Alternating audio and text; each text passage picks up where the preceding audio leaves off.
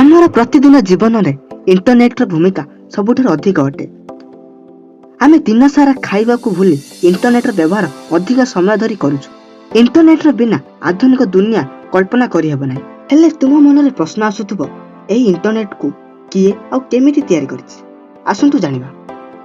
Friends, ଇଣ୍ଟରନେଟକୁ ଗୋଟିଏ ମଣିଷ କେବେ ତିଆରି କରିନାହିଁ। ଏହାକୁ ବହୁତ ଗୁଡ଼ିଏ ଇଞ୍ଜିନିୟର ମିଶି ତିଆରି କରିଛନ୍ତି। ଫ୍ରେଣ୍ଡସ୍, ଇଣ୍ଟରନେଟ ତିଆରିର ଟେଲିଗ୍ରାଫ ଆଉ ଟ୍ରାନ୍ସଲେଟ୍ କେବୁଲର ମୁଖ୍ୟ ଭୂମିକା ରହିଛି। 1936ରେ ଟେଲିଗ୍ରାଫର ଗଠନ କରାଯାଇଥିଲା, ଯେଉଁଥିରେ ମୋର୍ସ କୋଡ୍ ଟେକ୍ନିକକୁ ବ୍ୟବହାର ହେଉଥିଲା। ଆଉ ସେହି ଟେକ୍ନିକରେ ଡ୍ୟାସ୍ ଆଉ ଡଟ୍ର ବ୍ୟବହାର ହେଉଥିଲା। ଏହିଭଳିଆ କମ୍ପ୍ୟୁଟରରେ ବାଇନାରୀ ସିଷ୍ଟମ ଆସିଲା, ଯେଉଁଥିରେ 0 ଆଉ 1ର ବ୍ୟବହାର ହେଲା। 1854ରେ ଟ୍ରାନ୍ସଲେଟ୍ କେବୁଲ ପ୍ରୋଜେକ୍ଟ ଆରମ୍ଭ ହୋଇଥିଲା ଆଉ 1867ରେ ଶେଷ ହୋଇଥିଲା। ଏହି ପ୍ରୋଜେକ୍ଟରେ ଆଟଲାଣ୍ଟିକ ସମୁଦ୍ରରେ କେବୁଲ ସାହାଯ୍ୟରେ କମ୍ୟୁନିକେସନ ଗଠନ କରିବାର ଥିଲା। ଆଜି ଏହିଭଳିଆ କେବୁଲ ପାଇଁ ଇଣ୍ଟରନେଟ ବ୍ୟବହାର ହେଉଛି। 1876ରେ ଟେଲିଫୋନର ଉତ୍ପତ୍ତି ପରେ ଇଣ୍ଟରନେଟ କନେକ୍ସନ ପାଇଁ ଗୋଟିଏ ପଥ ମିଳିଗଲା। ଆଗରୁ କମ୍ପ୍ୟୁଟର ଘର ଭଳି ବଡ଼ ଥିଲା, ସେଥିରେ ବ୍ୟାଚ୍ ପ୍ରୋସେସିଂ ବ୍ୟବହାର କରାଯାଉଥିଲା।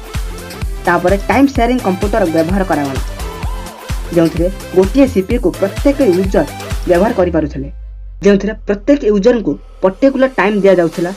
ସେଥିରେ ପ୍ରତ୍ୟେକ ୟୁଜର ସାଙ୍ଗରେ କାମ ସାରିପାରୁଥିଲେ। ଫ୍ରେଣ୍ଡସ୍, ଇଣ୍ଟରନେଟର ବ୍ୟବହାର ଏକ ପ୍ରକାର 1950ରେ ହୋଇଥିଲା, ସେତେବେଳେ ରୁଷିଆ ଆଉ ୟୁଏସର କୋଲ୍ଡ ୱାର୍ ହେଉଥିଲା। 1957ରେ ରୁଷିଆ ପ୍ରଥମ ଥର ପାଇଁ ମଣିଷ ଦ୍ୱାରା ତିଆରି ଉପଗ୍ରହକୁ ସ୍ପୁଟନିକକୁ ଅନ୍ତରୀକ୍ଷରେ ଛାଡ଼ିଥିଲା। ରୁଷିଆର ଏହି ଟେକ୍ନୋଲୋଜିକୁ ଦେଖି ୟୁଏସ୍ ଭାବିଲା, ଟେକ୍ନୋଲୋଜିରେ ମଧ୍ୟ ଆମକୁ ଆଗକୁ ବଢ଼ିବାକୁ ହେବ। 1958ରେ ୟୁଏସ୍ର ରାଷ୍ଟ୍ରପତି ଆର୍ପାକୁ ଗଠନ କଲେ। ଏହା ସାହାଯ୍ୟରେ ୟୁଏସ୍କୁ ଟେକ୍ନୋଲୋଜିରେ ଆଗକୁ ବଢ଼ିବାକୁ ହେବ। ୟୁଏସ୍ ଆର୍ପାକୁ ପଛରେ ନାଁ ଚେଞ୍ଜ କରି ଡାର୍ପା କରିଦିଆଗଲା। ସେହି ବର୍ଷ ଯେତେବେଳେ ନାସାକୁ ଆରମ୍ଭ କରାଗଲା, ସବୁ ଯେତିକି ସ୍ପେସ୍ ପ୍ରୋଜେକ୍ଟ କାମ ଥିଲା ନାସାକୁ ଦିଆଗଲା। 1962ରେ ଡାର୍ପା ପ୍ରସିଦ୍ଧ ବୈଜ୍ଞାନିକ ଲିଙ୍କଲାଇଟରକୁ ଇଫ୍ଟୋ ପାଇଁ ଡକେଇଲେ। ଇଫ୍ଟୋ ଏକ ଡ୍ରାପାର ପ୍ରୋଜେକ୍ଟ ଥିଲା। ଆରମ୍ଭରୁ ଲିଙ୍କଲାଇଟର ବିଚାର କରୁଥିଲେ ସବୁ କମ୍ପ୍ୟୁଟରକୁ ଗୋଟିଏ ନେଟୱାର୍କରେ ଯୋଡ଼ି ହେବ। ଏହି ବିଚାରରେ ସେ 3ଟା ଟର୍ମିନାଲ ଯେପରିକି ସାଣ୍ଟା ମୋନିକା, ବ୍ରେକ୍ଲାଇନ୍ ଆଉ MITକୁ କନେକ୍ଟ କରିଲେ। ଏହି 3ଟା ଟର୍ମିନାଲରେ ଅଲଗା ଅଲଗା କମାଣ୍ଡ ଥିଲା, କିନ୍ତୁ ଏଥିରେ ଗୋଟିଏ ଅସୁବିଧା ଥିଲା ଯେ କେବଳ ଗୋଟିଏ ସମୟରେ ଗୋଟିଏ ଟର୍ମିନାଲ ସାଙ୍ଗରେ କଥା ହୋଇପାରିବ। ସେହି ସମୟରେ ସେ ଭାବିଲେ ଏମିତି ଏକ ଟର୍ମିନାଲ ଥିବ ଯିଏକି ସବୁ ଜାଗାରେ କନେକ୍ଟ ହୋଇଥିବ। ଏହି ଆଇଡିଆକୁ ନେଇ ଆର୍ପାନେଟର ଗଠନ କରାଗଲା। ଏହି ସମୟରେ ସେପଟରେ 1960ରେ ରାଣ୍ଡ କର୍ପୋରେସନ ପୋଲ ବ୍ରେନ୍ ତାଙ୍କର ରିସର୍ଚ୍ଚ ପରେ ସେ ଏମିତି ଏକ ଟେକ୍ନୋଲୋଜିକୁ ପାଇଲେ ଯେ ନ୍ୟୁକ୍ଲିୟର ଆଟାକ୍ ପରେ ବି ଏହି ନେଟୱାର୍କକୁ ନଷ୍ଟ କରି ହେବ ନାହିଁ। ଏହି ଟେକ୍ନୋଲୋଜିକୁ 1956ରେ ୟୁକେରେ NPL ଡୋନାଲ୍ଡ ଡିଭାଇସ୍ ଆବିଷ୍କାର କଲେ। ଏହି ଦୁଇ ଜଣଙ୍କ ଆବିଷ୍କାର ନାଁ ଥିଲା ପ୍ୟାକେଜ ସୁଇଚିଂ। ପ୍ୟାକେଜ ସୁଇଚିଂ 3ଟି କନସେପ୍ଟକୁ ନେଇ ତିଆରି କରାଗଲା। ପ୍ରଥମେ ଏହା ଡିସେଣ୍ଟ୍ରାଲାଇଜ୍ ନେଟୱାର୍କ, ମାନେ ଯଦି କୌଣସି ପଥ ନଷ୍ଟ ହୋଇଯାଉଛି ସାଙ୍ଗେ ସାଙ୍ଗେ ଆଉ ଗୋଟେ ପଥ କାମ କରିବ। ଦ୍ୱିତୀୟରେ ଗୋଟିଏ ଡାଟାକୁ ଛୋଟ ଛୋଟ ପ୍ୟାକେଟ କରି ଲକ୍ଷ୍ୟସ୍ଥଳରେ ପହଞ୍ଚାଇବ। ତୃତୀୟରେ ଡେଷ୍ଟିନେସନ IP ଆଡ୍ରେସ୍ ଏହି ପ୍ୟାକେଟ ଉପରେ ଥାଏ। ପଠାଯାଇଥିବା ପ୍ୟାକେଟର ସାଇଜ ମେନସନ ଥାଏ। ଏହା ପ୍ରତ୍ୟେକ ସୋର୍ସରେ ଡାଟା ଷ୍ଟୋର ହୋଇଥାଏ। ଯଦି କୌଣସି ପ୍ୟାକେଟ ହଜିଯାଏ ତାହେଲେ ଡେଷ୍ଟିନେସନ କମ୍ପ୍ୟୁଟର ଫାଇଲକୁ ରିକ୍ୱେଷ୍ଟ କରି କମ୍ପ୍ଲିଟ୍ କରିଥାଏ। ଏହି ସବୁ ପ୍ରୋସେସ ଲାଇଟ୍ ସ୍ପିଡରେ ହୋଇଥାଏ।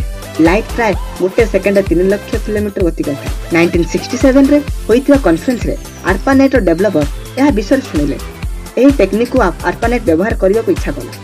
1969ରେ BBN କମ୍ପାନୀକୁ ଇଣ୍ଟରଫେସ ମେସେଜ ପ୍ରୋସେସର ବା IMPକୁ ତିଆରି କରିବା ପାଇଁ କଣ୍ଟ୍ରାକ୍ଟ ଦିଆଗଲା, ଯିଏକି ଗୋଟିଏ ମିନି କମ୍ପ୍ୟୁଟର ଥିଲା, ଯେଉଁଥିରେ ମେନ୍ ଫ୍ରେମ୍ ସାଙ୍ଗରେ ଲଗାଯାଉଥିଲା। 29 ଅକ୍ଟୋବର 1969 ରାତି 10:30ରେ university of California SRT from research institute ମଧ୍ୟରେ ସର୍ବପ୍ରଥମେ ଇଣ୍ଟରନେଟର କନେକ୍ସନ IMP ଆଉ ULCA କମ୍ୟୁନିକେସନ ବ୍ୟବହାର କରି ସ୍ଥାପନା କରାଗଲା।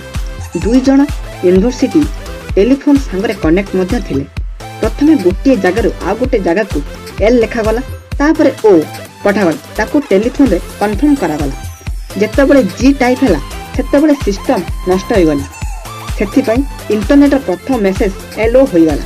ତାର କିଛି ଘଣ୍ଟା ପରେ ପୁରା ମେସେଜ ଲଗ୍ଇନ୍ ପଠାଗଲା ଆଉ ଟେଲିଫୋନ ସାହାଯ୍ୟରେ କନଫର୍ମ କରାଗଲା।